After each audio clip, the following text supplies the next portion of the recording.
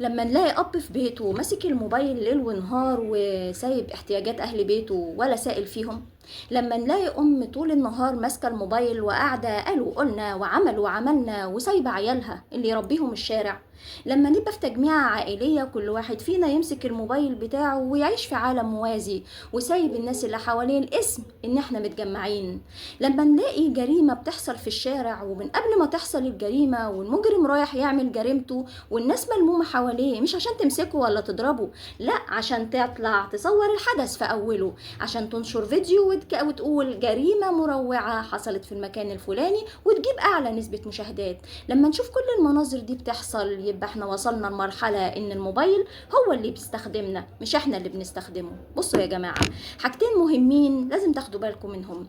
أول حاجة إن سيدنا النبي صلى الله عليه وسلم قدوتي وقدوتكم، لما في مرة قاعد مع الصحابة وكان لابس خاتم فقعد ينظر إلى الخاتم مرة وللصحابة مرة، فحس إن الموضوع شغله، إن الخاتم ده شغله عن الصحابة، فراح ألقاه وقال لهم شغلني هذا عنكم، إليه نظرة وإليكم نظرة، ثم ألقاه. تفتكروا إن هو كان بيبصله قد إيه؟ بيبصله ثانية؟ بيبصله دقيقة؟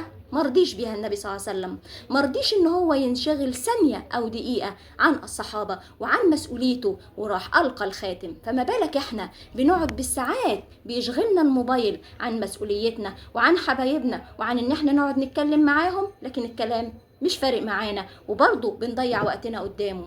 الحاجة التانية والمهمة ان حضرتك مش بس بتضيع الكام ساعة اللي قاعدهم على الموبايل، لا ده انت حضرتك كمان بعد ما بتخلص الموبايل ذهنك بيتن ويفكر في المسلسل اللي كنت بتسمعه او في الاغنية اللي كنت بتسمعها او في اللعبة اللي عايز تنتصر فيها او في الخبر الحزين اللي ضايقك لما قريته، فيبتدي يومك كله يضيع قدام الكام ساعة اللي انت قعدتهم على الموبايل. مش بس كده، ده حضرتك كمان راعي ومسؤول عن رعيتك.